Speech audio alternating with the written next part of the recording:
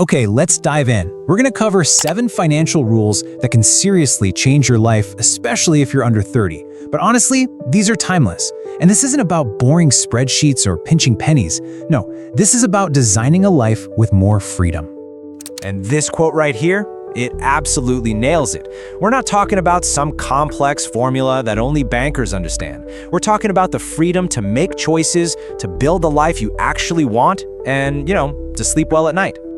So, this is the big question you have to ask yourself. Right now, every single dollar you have is either fighting on your team or it's working against you. And by the end of this, you'll know exactly how to get all of it on your side.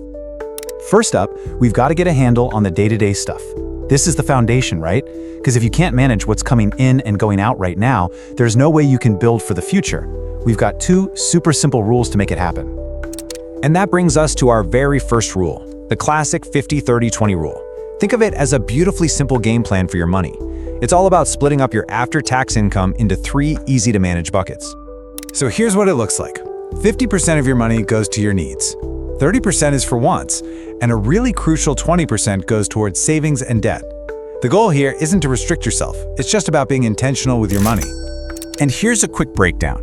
Needs are the things you absolutely have to pay for, your rent, groceries, that kind of thing. Wants are the fun extras, like going out to eat or your hobbies. And that last 20%, well, that's you paying your future self. It's for investing or for knocking out any debt you have. Now, just a tip, think of this as a guideline, not some strict law. If you live somewhere expensive, your needs might creep up a bit.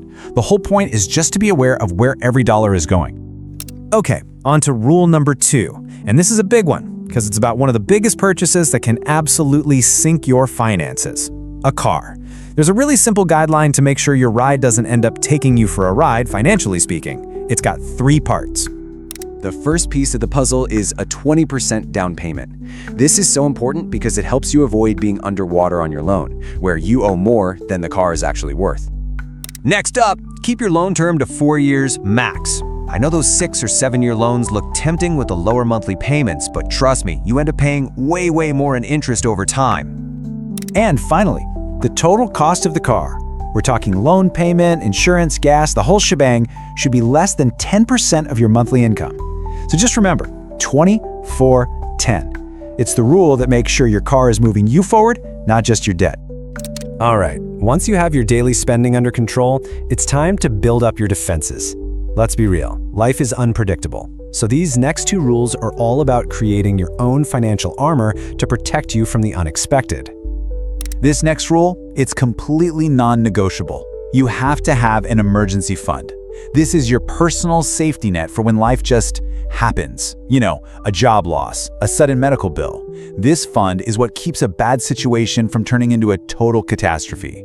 So how much do you actually need?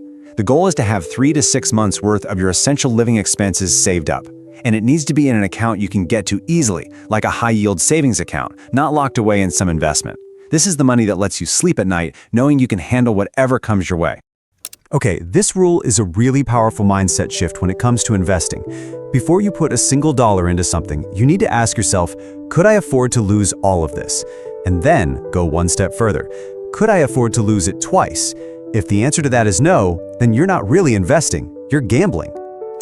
All right, so you've got your budget locked down and your financial armor is in place. Now for the really exciting part, making your money work for you. Let's talk about the rules for building some serious long-term wealth. The Rule of 72 is honestly one of the coolest and most powerful little tricks in all of finance. It's like a mental shortcut that lets you see the absolute magic of compound interest. It's super simple. Just check this out. If you're getting a 6% return on your investment, your money will double in about 12 years. But look what happens if you can get a 12% return. It doubles in just 6 years. That's the power of compounding in action. Even small changes in your return rate can lead to these massive differences over time. So, you're building all this wealth, but what's the plan for the finish line? How do you make sure your retirement savings actually last for your whole retirement? Well, the 4% rule is a really popular guideline for doing exactly that. The whole process is actually pretty straightforward. In your first year of retirement, you take out 4% of your total nest egg. Then, every year after that, you take out that same dollar amount, but you adjust it for inflation. It's a strategy that's designed to give you a nice, stable income without the fear of running out of money. So we've covered 6 really powerful rules for budgeting, for protecting yourself, and for growing your money. But there is one last rule that holds all of them up. It's the secret ingredient, the one thing that makes everything else work 10 times better. So what's the most powerful rule of all? It's simple. Start early. That's it. Time is, without a doubt, your single greatest asset when it comes to money. The sooner you start, the more heavy lifting compounding can do for you, and the more options you'll have later in life. Period. And this quote just says it all, doesn't it? Look, you can't go back in time, but you have 100% control over what you do right now. So forget about the past. All your power is in the present. So that brings us to the final question. Don't feel like you have to master all 7 of these rules by tomorrow. That's not the point. Just pick one.